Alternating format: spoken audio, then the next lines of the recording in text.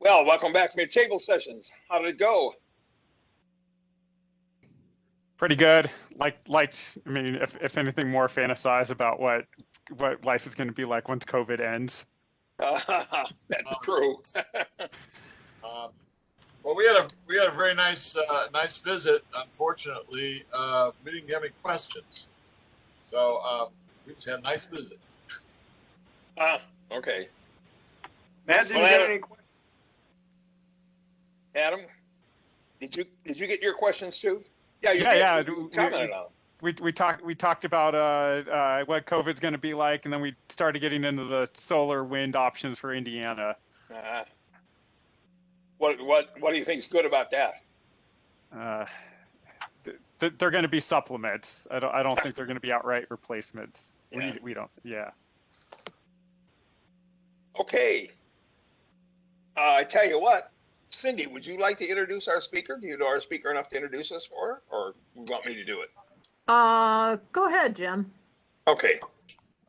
All right. I'd like to introduce Patty Shields, who's the Executive Director of Ivy Tech's Career Coaching and Employer Connections. That's a mouthful. Located at the Valparaiso campus and the Michigan City and LaPorte sites. Patty joined the Valparaiso team in September. She was most recently Director of Corporate Outreach at Community College in Chicago suburbs, but she has called Northwest Indiana home for several years. She looks forward to making connections within our region and creating strong partnerships between Ivy Tech students and employers. Welcome. Patty, do you want to go ahead and start your discussion? Absolutely. Thank you very much for having me. I appreciate it. And can I share my screen? I think that I can. You should be able to. If not, yeah, there you go. Excellent. Can you see my presentation okay? I can. Yes. Okay, good. I want to share a little bit about our new initiative at the Valparaiso Ivy Tech location. This is something fairly new all across the state, and we are just implementing here in Valparaiso.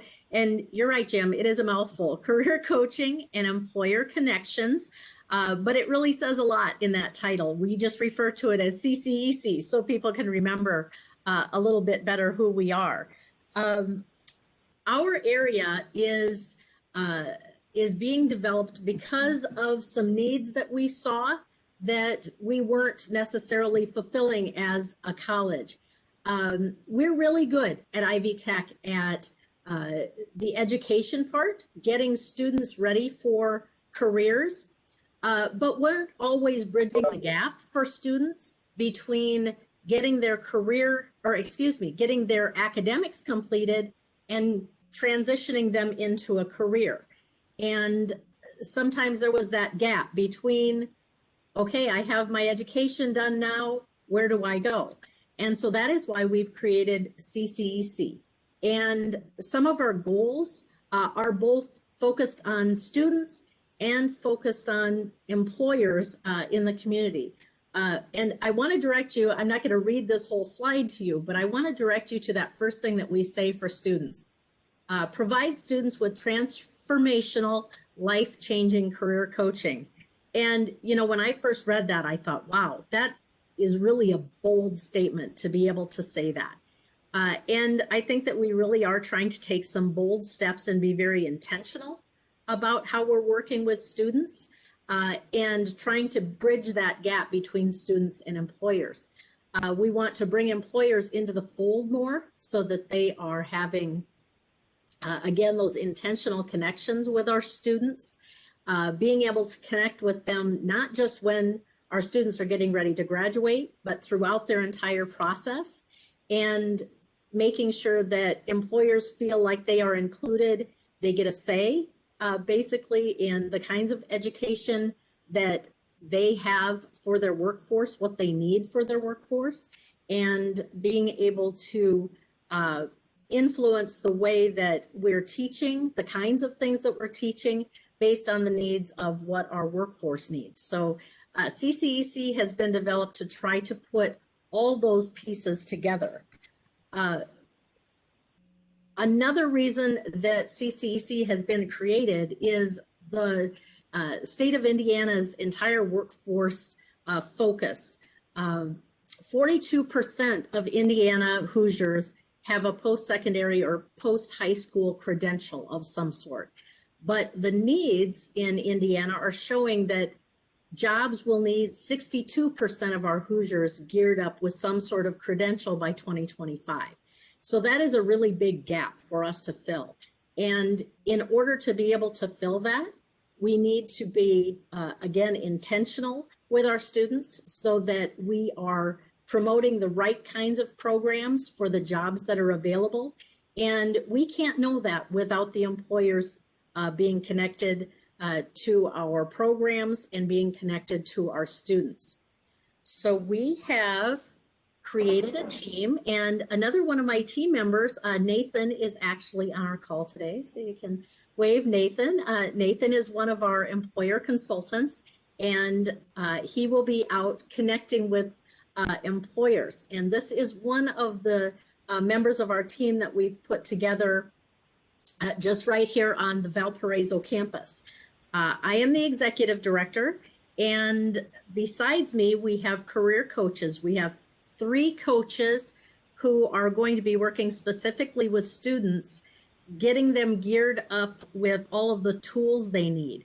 We're helping them develop what we're calling a career development portfolio. So students have their resume, they've had an opportunity to practice their interview skills, and hopefully they've made some connections with employers throughout their educational career. And a lot of things we're hearing from employers now too are what's referred to as employability skills.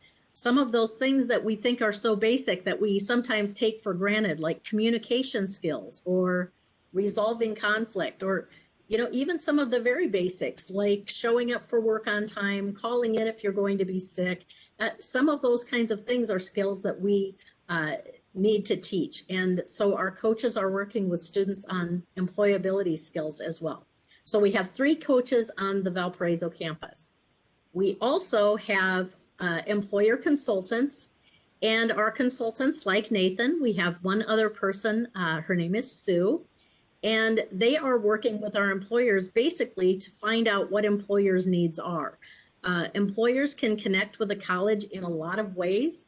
I know that a lot of times people think of college and they think of students who are just graduating from high school and then they go on to college. But Ivy Tech is really so much more than that. We have a very high percentage of returning students who have been out of school for a while, or maybe they started their college career and didn't finish for one reason or another. And so we are encouraging them to come back to school and take advantage of some of the short-term programming and degrees that we have available for them. So our employer consultants are working directly with employers to find out what their needs are and then connecting them to those resources internally at Ivy Tech. We also have career experiences specialists, and we have 2 people in that position who are working with both employers and students, setting up internships for students to get some touch points, get some experience while they're still students. People usually think of internships as longer term kinds of commitments, but we're also trying to create some just short project-based kinds of connections so that students can work with employers in different kinds of ways. Our specialists also can post jobs for our employers because we have an internal job board. And so we can not only post those jobs, but send those jobs directly to students who are enrolled in programs that would be similar. For example, I was talking to a company today that needed some maintenance mechanics, and they shared some of the skills that they were looking for, and we aligned those with the classes that are teaching those exact kind of skills so that they would have the best kinds of candidates for those positions. And so those are the kinds of things that we're doing to work directly with employers to make more meaningful connections with job postings and getting some of those jobs filled that are open out there. So that is our entire team. There's 9 of us all together here on the Valparaiso campus. There are right about 10 other campuses that throughout the state of Indiana that have implemented this CCEC model. And by the end of spring, all campuses will have this model. So it's really nice because we've gotten great support. Our faculty has been very supportive in coming alongside of us. For many years, they were taking on, carrying the load of trying to help students in getting into these jobs, preparing them with interview skills and resumes and things like that. So now we have a team that can partner with our faculty, again, can partner with our employers and get our students career ready for that workforce. These are a few of the ways that we can help support employers. Again, I think that many people just think of community college as getting a degree or certificate, but there are a lot of ways that we can help support employers. Of course, we can do the degrees and the certificates, but we also customize training that can be delivered on an employer's site. So they may have a very specialized need, and we can work with our faculty to create a special class at that employer's facility and do training for their employers. And that could be anything from, maybe it's computer skills, or maybe it's something very technical, or we can even do supervisor or leadership training, and we can customize that for employers. I talked a little bit about developing internships and job postings, but we also have need for employers to serve on advisory boards. That is one of the big ways that our faculty and our staff can get more information about what's really going on in the workforce, helping to direct the kind of education that we're giving to our students and plugging them into the right kind of courses that lead to a successful career. Also, we're always looking for creative ways of interacting with students. Recently, just within the last few days, there was an article published about a company that is locating here from Chicago. They are a window company, and we are coming up with some creative ways to put them in contact with our students for internships and smaller projects, and hoping that we can create an apprenticeship pathway for them. So we're just looking at all kinds of ways that we can say, employers, what do you need, and how can we help you in developing that? So really, overall, this is not just something for students, not just something for employers, but we're trying to develop this out to be a bigger benefit to the entire state. Yes, it's definitely giving our students new opportunities and connecting employers to our talent that is available at Ivy Tech, but we want to strengthen communities. In working with employers, I hear of jobs that they have open that are going unfilled. And I think that we hear a lot in the news about unemployment and, how COVID has impacted the state. And that is 100% true. But on the flip side, there are companies that are looking for good talent and they're looking to fill open positions. And so we want to be the vehicle that can drive those students into those open positions to strengthen our communities. And overall, we want to help Indiana reach that goal. When I talked about that gap that we have in credentialed and degreed students that are going to be needed in just a few short years, we have a lot of work to do. And so I know internally at Valparaiso, we're all coming together. We're not just working in, what you would consider silos, working in our own areas. But I have, recent communication. Just yesterday, I was having a meeting with our Vice Chancellor of Academic Affairs and of Student Success and enrollment services. And all of us are getting together and saying, how can we continue to help meet the students' needs and the employer needs. So this is really a big initiative that we've been taking on, not only in Valparaiso, but statewide. And so we are continuing to reach out to employers like Nathan and Sue on our team, reaching out, just saying, what are your needs? How can we help you? And trying to connect them to resources. So, I want to encourage any questions that you have, but I wanted to give you just this update to let you know how we're trying to impact our communities, trying to impact the entire state of Indiana, and not by just focusing internally on Ivy Tech and students, but looking outside and saying, we need to engage employers more. We need to build that bridge between our students and our college and the employers. And so I appreciate the opportunity just to be able to share that with you, and encourage you too, that as you talk to other people in the community, as you talk to employers, share what we're doing at Ivy Tech, because we really are working to make a difference for our students, that transformational difference that we talk about in our mission and our vision. So I would like to open it up. If anyone has any questions, I would be happy to help or happy to connect you with resources or whatever you might have for me. Patty, this is Jim Wellborn. Yes. I have a question for you. I kind of posted it in the chat window, but you're talking about students that are going to Ivy Tech. You're talking about employers that are talking to those students that are going to Ivy Tech. What about the students that are not going to Ivy Tech? What about the high school students, the rest of the community, people who are thinking, gee, I want to change my career. What's available to me? How do you get the word out to them to say, hey, here are the opportunities that we've heard of. Hey, come join us at Ivy Tech. We'll teach you and we'll get you posted to a job. Mm-hmm.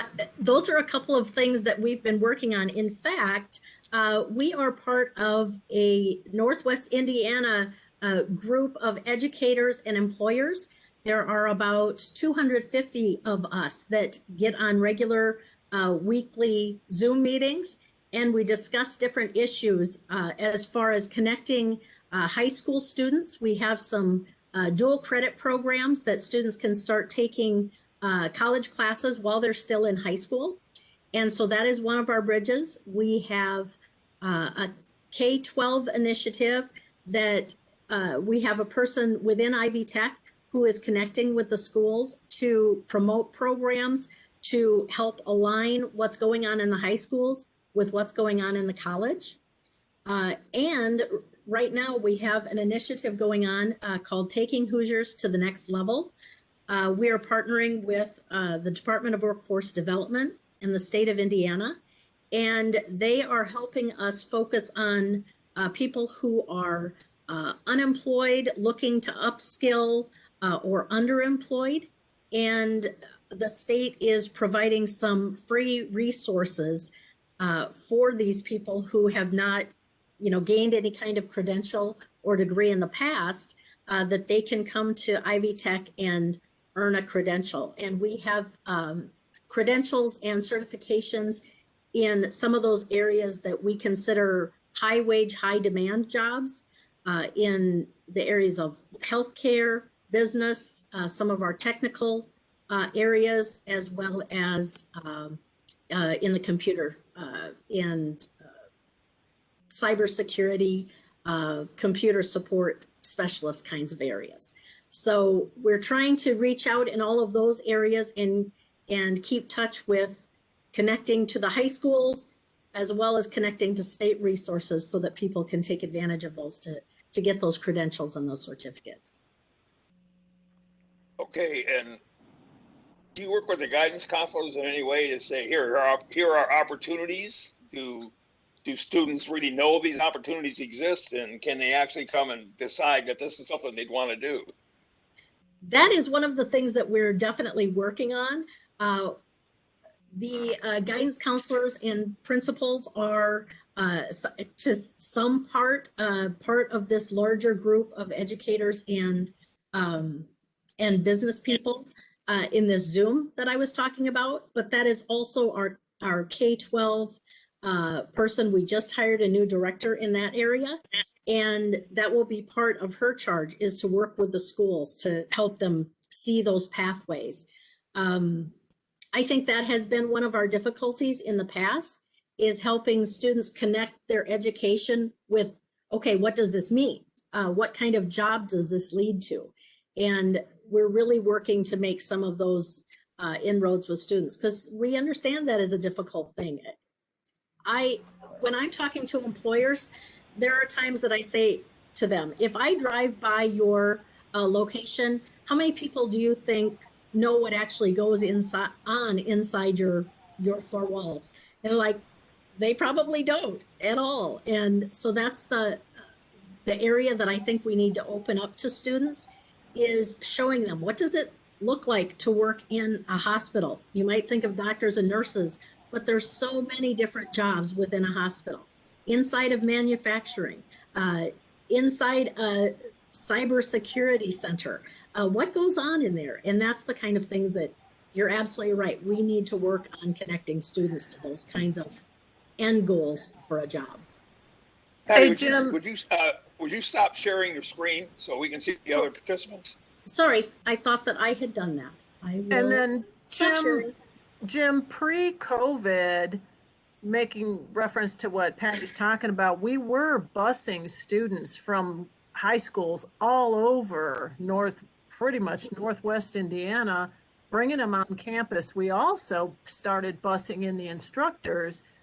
We would tour them of our buildings, hand them a brochure about all the career paths, and then take them to the industry that mirrored the classes they would need to take for a specific job. COVID obviously stopped that. So the other thing that we were looking for is to see if we can't create some sort of virtual tour, if you will.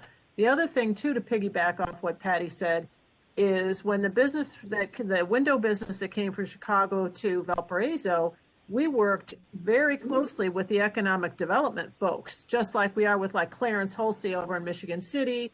I mean, we work hand in hand with the mayor's office, economic development. They work with Ivy Tech. Our relationships are now intertwined more than they have been in a very long time, because everybody recognizes it's when we work together as partners, it's for the greater good of the community. Sure. Okay. Anybody else have any questions for Patty or Cindy or even Matt? I have a Yeah, this question, is, either for Lance Patty Warner. or Cindy. John Boss back here. It seemed like your comments and your focus was all in Valparaiso. Is that equally split over here in Michigan City, or is it concentrated there for now? No. The chancellor, I will tell you, has been working endlessly in LaPorte County, between Michigan City and LaPorte and everywhere in between. He has real regular meetings with all the higher powers. So even though Valparaiso has a bigger campus, we're trying to expand and do some new avenues. We're working real closely with Dr. Barbara Eason Watkins. She's on our campus board of trustees. So no, we're trying to do a better job of advertising what our great work is in LaPorte County. So yeah, that's a great question, but Patty and I will make a concerted effort to make sure we get more marketing out there. Marcos Rodriguez is our site manager that handles our Michigan City and LaPorte sites. He's also working hand in hand with the chancellor, to expand and do what we can to accommodate the LaPorte County communities. And I would add Thank too, you. one of the nice benefits is Nathan, who is here on the call, resides in LaPorte.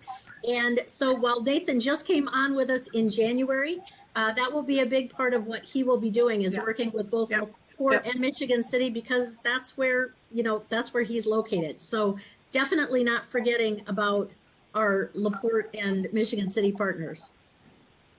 Thank I you. would just add, even on the academic side, there's a very concerted effort to make sure we're working together to serve all of our students, not just focus on Valparaiso, but that we're taking Michigan City. I mean, I even set up office space in Michigan City. I'm assigned to Valparaiso, but I have an office at the Michigan City campus as well, so that I can spend time there. We at Ivy Tech are very conscious of the fact that we want to include Michigan City very much, and LaPorte County.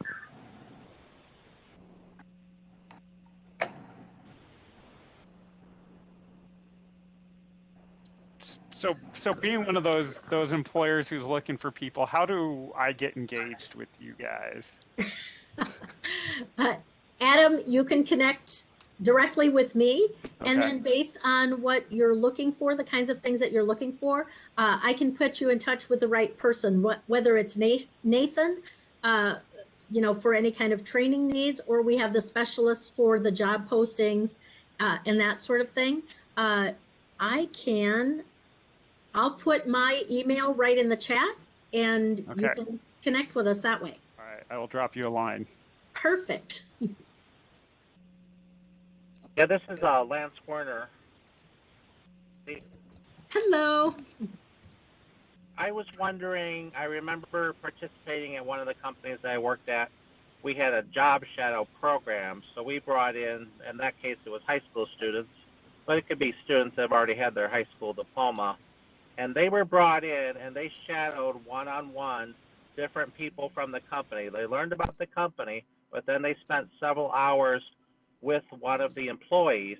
So they had a lot better understanding about what the job really was, because it seems like there's a disconnect between someone saying, I want to be a dental hygienist, and actually knowing and being what a dental hygienist actually does within their employer setting.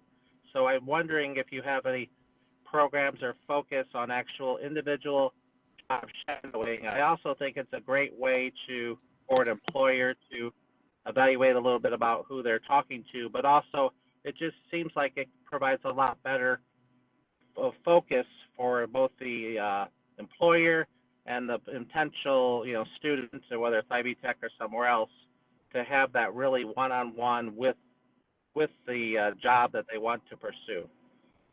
Yeah, I absolutely agree, Lance. I think that is a great opportunity, and wish more employers would take advantage of that. And that is something that our specialists will be focusing on, is looking for those opportunities for our students.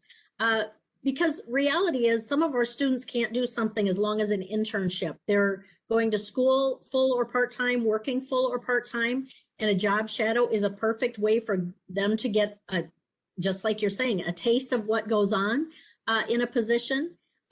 So we can absolutely do that. That is something our specialists will be working on, and want to encourage more employers to be willing to do that.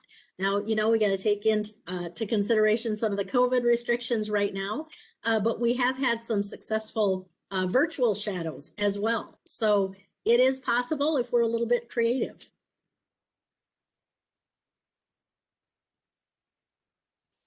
Okay, any other questions for Patty? If not, Patty, I'd like to thank you very much. I really enjoyed the discussion. I learned a lot about what Ivy Tech is doing to try to incorporate our youth and our other members of our society into getting better jobs, because I know they exist, and people are always saying, I can't find a job, I can't find a job. And it's mostly because they don't know where to look. That's true. We need to connect people. So thank you. I appreciate you having me today. Okay. Now I'm going to turn it over to our Sarge today, who is Tom Keene. Tom, do you want to take over here? Good afternoon. Can everybody hear me? Yes. Yes, we can, Tom. Good. I thought what we'd do is we'd do a brief good of the order. So we'll start with Adam. Adam, tell us a little bit about what's going on with you. Anything exciting? We've put our kids back in daycare for two days a week, so that's pretty cool. Otherwise, we just we're at work. We're just continuing to run. So really looking forward. Oh, actually, I know what's exciting. I've got grandparents of my kids who have been vaccinated, and they'll be coming to visit in a couple weeks. That is exciting, because we haven't seen them in about a year. Meaning we haven't had any sort of babysitting in about a year. So, yeah. Well, that's what's exciting. That'll be a great event. Yes. Good. Hey, Cindy, are you still on board? I am. So what's new and exciting with you? Well, we're still working remotely, but yeah, I'm in the office like about one day a week. We've got our students that are in our healthcare simulation labs and our technology labs, they've been regularly coming in because they need to meet their core requirements. But if you're out in the fundraising world, you can still raise money and do it from your home front, because I've literally moved all my office stuff into my house. So it's all about keeping that momentum. So it's all good. That's got to be a hard thing. I'm retired. It's got to be a hard thing to adapt to initially. Just getting used to the surroundings changing and not having people to collaborate with right next door. It was, but once everybody got used to this crazy Zoom world, now everybody's, I think, exhausted by Zoom fatigue. So we've all managed to figure it out. You figure out how to stand up on a Zoom meeting with your laptop on, a higher cabinet or something. But at the end, we've sent things out via mail because it seems like nobody's getting mail anymore, snail mail. So it's been interesting. Wow. Well, keep up the good work. Thank you. Hey, Jessica, you still on board? Jessica? Guess not. Hey, sorry, Hey, I got a Matt. call. I just got a call I got to handle for work. I'm so sorry. I got to pop out. Okay. Matt Howell. Are you still here? Yes, I am here. Good. Matt, I've never had a chance to meet you. Tell me a little bit about yourself. I'm professor of sociology and the department chair of the social sciences for Ivy Tech. I live here in Michigan City, but I'm assigned to the Valparaiso campus. And I've been with Ivy Tech for a decade at this point in time. Great. Good deal. And I'm just going to say some good news. I've been in touch with my family in Texas, and everybody's okay so far. So they're staying warm? Yep. Good. That sounds like a real disaster down there, but maybe that's just the hype from the press. Not from what my family's telling me. It's very serious down there, and ice all over the place. Wow. Yeah, they don't get around very well on ice, do they? No, they just don't have the infrastructure for it. When I lived in Dallas, ice storms shut down the city for a day. Wow. That's amazing. And here we've got 2 feet of snow on the ground, and we just take it in stride, don't even think about it. Oh, yeah. Well, great. Nice talking to you, Matt. Nice talking to you. Matt Kubik. I'm here. Matt. Hey, Matt, you say you didn't get the questions on your email? No, I didn't find them. You have 2 email addresses, and one is Matthew and one is Matt. .Kubik. No, it would be Matthew.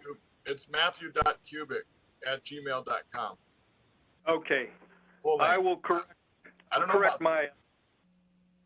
I better go find that other email and find out who that person is. No, he's been arrested. I saw a big program on that this morning. Oh, I see. I'm so glad. I you didn't have those fancy overalls on, though. Yeah, I got my overalls. I got my snow shovel and overalls on. That's it's got to dress for the weather. Matt Howell, you and I have at least a little bit in common. We both have some Notre Dame background, so that's kind of interesting. Yes. Very good. Very good. Well, I don't know. I got my first shot. Both my wife and I were looking to get the second one coming up here in a couple of weeks in March. We have a grandchild we haven't seen yet that was born about 18 months ago. So we may have a little bit of travel as soon as we think it's safe. Go see our grandchild. Other than that, things are good. I think I told you all last time I've taken over as the lay member lead for Trinity Episcopal Church, and boy, that is turning into a big project. And at some point, we're going to have a Rotary event in Barker Hall, and it'll be a great time for sure. Okay, who's next? Good. We'll look forward to it, Matt. Thanks. Let's see. John Bosback, you still with us? John Bosback? Indeed, I am, Tom. Hey, great. Well, it's really nice that you stuck around this winter to enjoy our second polar vortex in the last decade. That's a terrible thing to say, a guy like me. I spent the last 5 winters in Sarasota, and I'm not used to this. The only reason we didn't go was because of the COVID thing with it. And next year we'll definitely go. Even if I have to live in a tent with homeless people, I'm not staying here. Yeah. Well, everybody's got it tough with this COVID thing, so everybody's lifestyle has changed quite a bit. That's true. With it, we've had our first shot, but I've got a lot of friends in the Florida area that haven't been able to get shots because Florida residents are a priority over everybody else with it. So they're just probably going to have to wait until they get home in March or April to even begin their shot vaccination. So not good. Yeah. Well, good luck. You'll have yours, so as soon as you get it, you can take off. No, I don't think so. Our second one's for February the 22nd, next Monday. We get our second one. So 2 weeks after that, we should be pretty well protected with it. But I'm not going to go to Florida yet. Okay. Well, good luck. Hey, Thank you. Jim Scott, are you still there? No, Jim's gone. Jim's gone. How about Lance? Lance is gone. No, Lance is here. I take it back. I'm still here. Hi, Lance. Hello. Hey, how? Yeah, this is Tom King. Matt, yes. or Lance. Yes, how are you today? Good. I wanted to ask you, unfortunately, I couldn't make the South Bend Zoom meeting yesterday. How did that go? Well, unfortunately, I wasn't able to attend it either. So it sounded like a good program, but maybe next time. Maybe next time, yeah. Yep. Great. Yeah, the other thing I wanted to mention is that our Michigan City schools are back full-time for our students. So we're very pleased that our students that want to be in class for their sessions are back in action. So our students are very happy about it, and we're glad that the COVID rates have gone down to the point where we're able to have safe classrooms. Yeah, I'm sure the whole community is excited about that. Okay, let's see. Did I miss anybody? Nathan Hess, did I get you? You did not. Well, tell me a little bit about what you do and what's going on in your life. Yeah, so I am actually working with Patty. She would be my boss. So I'm an employer consultant here at Ivy Tech. Just joined right at the tail end of December. So I'm going to be working with the employers in the area, really figuring out what people are looking for, whether that be specific types of talent, as well as, hey, we need this type of training. I'm there to try to make it happen. I guess what's going on with me, besides the newer role, me and my wife are expecting our first here in May. We're expecting a little boy. Fantastic. Congratulations. Thank you. That's a heck of a giant smile. Very excited. Tom, you still have Becky Simmons online. Becky Simmons? Yes. Hey, Becky, how are you? I'm doing good. Good. What's new? I'm not buried in snow. Are you in Florida someplace or what? Say that again? Are you in Florida? No, I'm here in Michigan City, but I felt like for a while we were buried under with all that snow. So, Yeah, we might have enjoy this for a while. I did get my second COVID shot. So those of you who are still waiting for your second one, you may want to, they're telling you the truth when they tell you the second one hits you harder. And I had to take the day off the next day and just rest. But 24 hours later, I was fine. So just plan to treat yourself good right after that shot for a day or two. Thanks for the advice. Okay, did I miss anybody? Anybody else have anything for the good of the order? If Well, not, I just want. oh, I go just ahead, want to Jim. say that. I just want to say that my son has got a little health problem right now, and so keep him in mind for me if you would. Absolutely. Your son isn't around here, is he? He lives in Fowler, works at Purdue. Oh, okay. Yeah, I will do that. Thanks for giving us a heads up, Jim. Okay. Wish him the best. Okay. If I don't have anything else, so I'll turn the meeting back to our fearless leader. Okay, I want to thank you all for coming today.